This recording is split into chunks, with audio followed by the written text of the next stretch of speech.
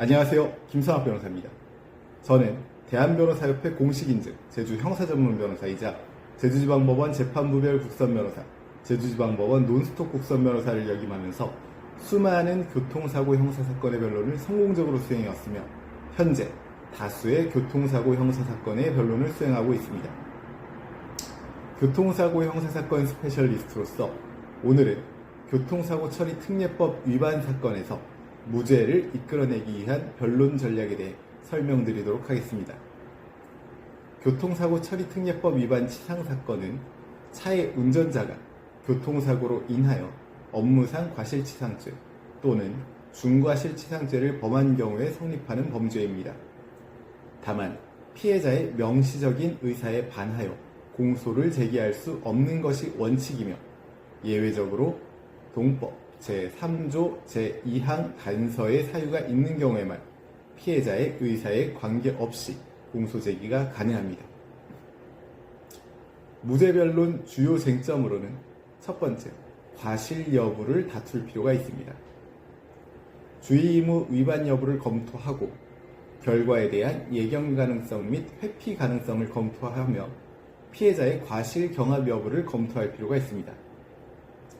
두 번째는 인과관계에 대해서 다툴 필요가 있습니다.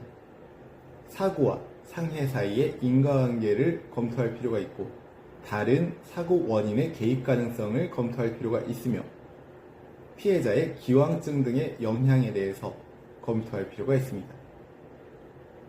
구체적인 변론 전략으로는 우선 증거의 신빙성을 다툴 필요가 있습니다. 피해자나 목격자의 진술이 주요 부분에서 불일치하거나 모순되는 경우 이를 적극적으로 지적하여 신빙성을 탄핵할 필요가 있습니다. 판례에 따르면 피해자 본인 및 그 일행인 목격자의 사고 발생 경위에 관한 각 진술이 중요 부분에서 불일치하고 모순되는 등 신빙할 수 없음을 이유로 무죄를 선고한 사례도 있습니다.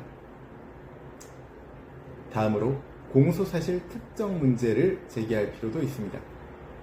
공소사실에 기재된 업무상 과실을 이루는 주의 의무 위반 유형 중 일부가 인정되지 않는 경우 이를 적극적으로 다투어야 합니다.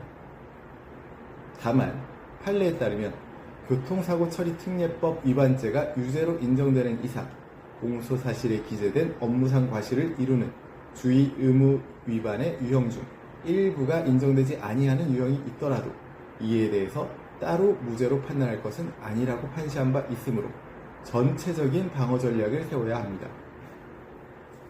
절차적 방어 전략으로는 우선 공소제기 조건의 흠결을 주장할 필요가 있습니다.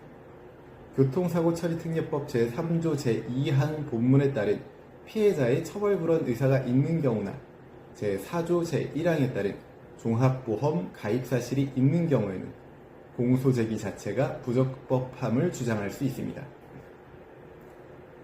다음으로 변론 분리 신청을 검토할 필요가 있습니다. 공범관계 등이 있는 경우 필요에 따라 변론의 분리를 신청할 수 있습니다. 판례에 따르면 검사가 다수인의 집합에 의하여 구성되는 집합범이나 2인 이상이 공동하여 죄를 범한 공범관계에 있는 피고인들에 대해서 여러 개의 사건으로 나누어 공소를 제기하는 경우 법원이 변론을 병합하지 아니하였다고 하여 형사소송 절차에서의 구두변론주의와 직접심리주의에 위반한 것으로 볼 수 없다고 판시한 바도 있습니다. 양형 관련 방어 전략으로는 유죄 인정이 불가피한 경우를 대비해서 다음과 같은 정상 참작 사유를 준비해야 합니다. 진지한 반성, 피해 회복을 위한 노력, 합의를 위한 성의 있는 노력, 피고인의 형사처벌 전력 부존재, 사고 발생 경위와 불가피성 등을 적극적으로 참작받을 수 있게 주작, 변론해야만 합니다. 제주 교통사고 변호사로서 강조하자면 교통사고 처리 특례법 위반 사건의 무죄 변론을 위해서는 사실관계의 철저한 파악, 증거의 세밀한 분석, 법리적 쟁점에 대한 정확한 이해가 필요합니다. 특히 피해자 진술의 신빙성, 과실의 존부, 인과관계 등에 대한 치밀한 검토와 함께 절차적 방어수단도 적극적으로 활용해야 함을 명심하시기 바랍니다. 현재 교통사고 형사사건으로 수사와 재판을 앞두고 계시다면 언제든지 제주 교통사고 변호사 김성학 법률사무소를 찾아주시면 신속, 정확한 해법을 제시해드리겠습니다. 조금이나마 도움이 되셨으면 합니다. 여러분의 권리를 지키고 언제나 신속하고 정확한 해법을 제시해드리는 김성학 변호사입니다. 감사합니다.